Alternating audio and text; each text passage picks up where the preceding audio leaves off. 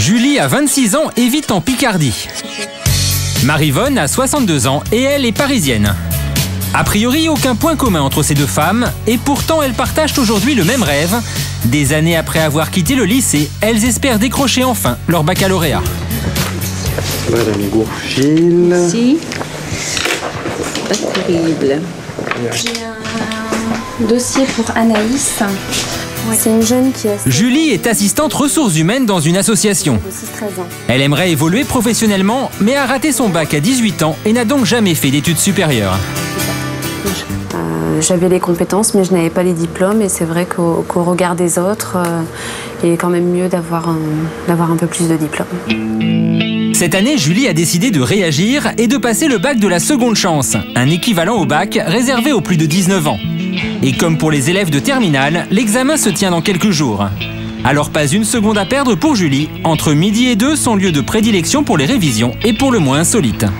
Mes collègues savent que je travaille entre midi et 2 dans la voiture et elles me disent mais pourquoi tu révises pas au travail Mais non, moi je préfère être déconnectée et pouvoir me plonger dans ce que je fais. Aujourd'hui au programme, cours de géo et sandwich au jambon beurre. Julie reçoit ses cours par correspondance et prépare donc ses examens toute seule. Pas facile, car en plus de son travail, elle a d'autres obligations. 17h45, elle part chercher son fils Fabien chez ses parents. Bonjour. Ça va mon nana? Nathalie, la mère de Julie, a été déçue que sa fille abandonne l'école à 18 ans sans le bac en poche. Aujourd'hui, elle est son premier soutien.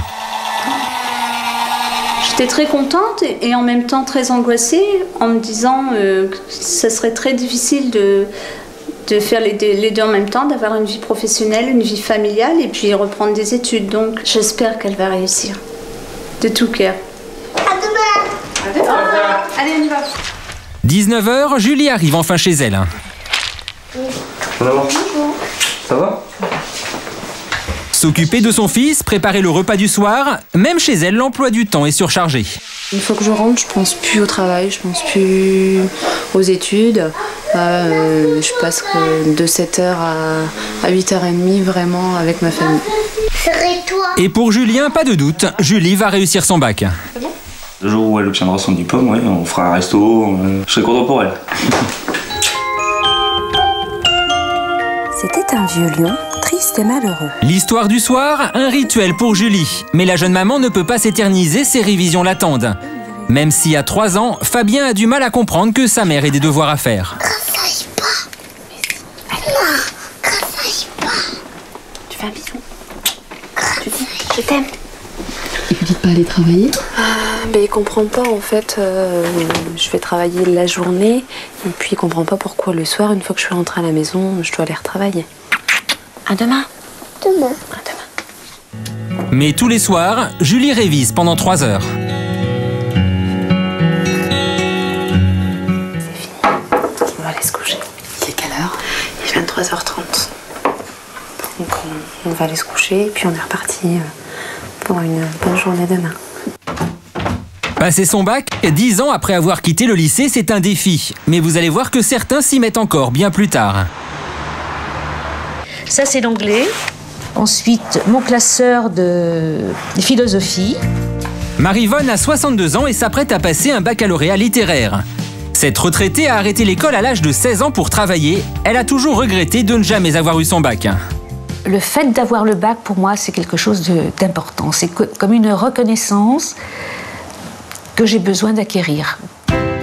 Chaque jour, Maryvonne révise chez elle pendant 4 heures. Elle ne prépare pas son diplôme par correspondance. Elle a décidé il y a 3 ans d'intégrer un lycée en classe de seconde.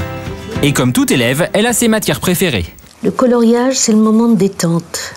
Et en plus de ça, mon professeur de géographie est très fier de mes cartes. Il m'a dit que j'étais une excellente dessinatrice. Et à lire ses derniers bulletins de notes, ses professeurs semblent satisfaits. Aptitude très positive, implication remarquable, garder le cap pour réussir toutes les matières. Vous voyez, j'aime pas trop en parler, ça me gêne,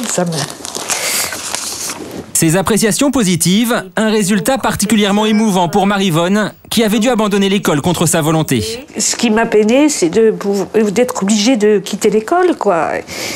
Et ça m'a beaucoup fait de peine, quoi.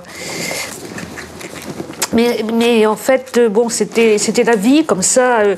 Les parents n'attachaient pas trop d'importance à enfin, si, mes parents ont été des gens charmants, hein, gentils, mais on n'attachait pas trop d'importance au fait que les enfants aient le bac. Il est 18h, un horaire plutôt inhabituel pour démarrer une journée de classe. Ça va bien? Ça va, ça va. Alors t'as passé ton oral? Très bien. C'était sympa? Ouais, j'ai bien. Tu t'es bien débrouillée? C'est ici que Marie-Vonne a repris ses études, dans ce lycée municipal pour adultes. Un lycée ouvert uniquement aux non-bacheliers de plus de 18 ans. Les cours ont lieu tous les jours jusqu'à 22h et aujourd'hui pour Marie-Vonne, c'est le dernier cours de philosophie de l'année. Comme convenu, les copies de la semaine dernière.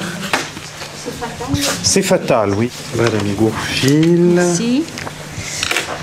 Pas terrible. 8 sur 20, Marie-Vonne est inquiète à quelques jours de l'épreuve de philo. Vous affirmez cela sans le discuter. Ce qui est bien, c'est que éventuellement vous discutiez cette hypothèse-là. Je comprends. Ici, tous les professeurs enseignent la journée dans des lycées traditionnels. Ils savent qu'il n'est pas toujours facile pour ces adultes d'obtenir le bac. Il n'est certainement pas donné à tout le monde de passer son baccalauréat à 60 ans. Il faut une volonté et un courage très puissants parce que non seulement, bien sûr, les heures de cours se déroulent le soir, mais en plus, après, il faut travailler. 22h, fin des cours pour aujourd'hui. Dans quelques jours, Marie-Vonne se retrouvera devant sa copie pour l'examen. Le bac, je le sens plutôt bien. C'est bientôt les grandes épreuves, donc on est en forme et on va faire tout pour avoir le bac en poche. Ce soir, comme tous les autres lycéens de France, Marie-Vonne espère faire partie des 300 000 futurs lauréats du bac général.